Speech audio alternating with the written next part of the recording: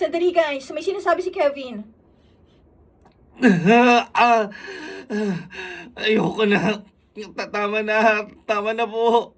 Suko na ako. Papa, sorry. Maling kaibigan ang mga nakasama ko, kaya ako nalulong sa droga at alak. Sorry na, Papa. Sorry.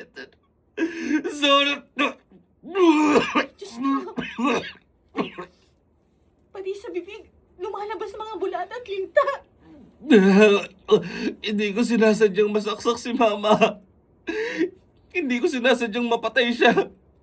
Natakot akong makulong. Kaya ikaw ang tinuro ko. Sorry po. Binaliwala ko ang pagmamahal niyo sa akin. Dahil sa mga barkadang walang kwenta. Dahil iniwan din nila ako.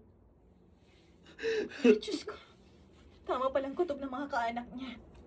At ng mga tao dun sa kanila na siyang pumatay sa mama niya. Yung kanan parang mapupunit na din ng balat.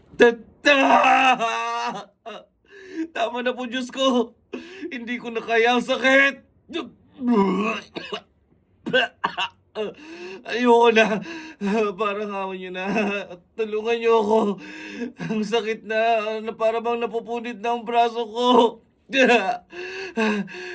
Sa tindero ng balot, sorry. Sa magulang niya, sorry po. Kung may kapatid man siya, sorry. Wala ako sa sarili na nagawa ko ang lahat ng yun. Patayin niyo ako. Kaysa pinaparusahan niyo ako ng ganito.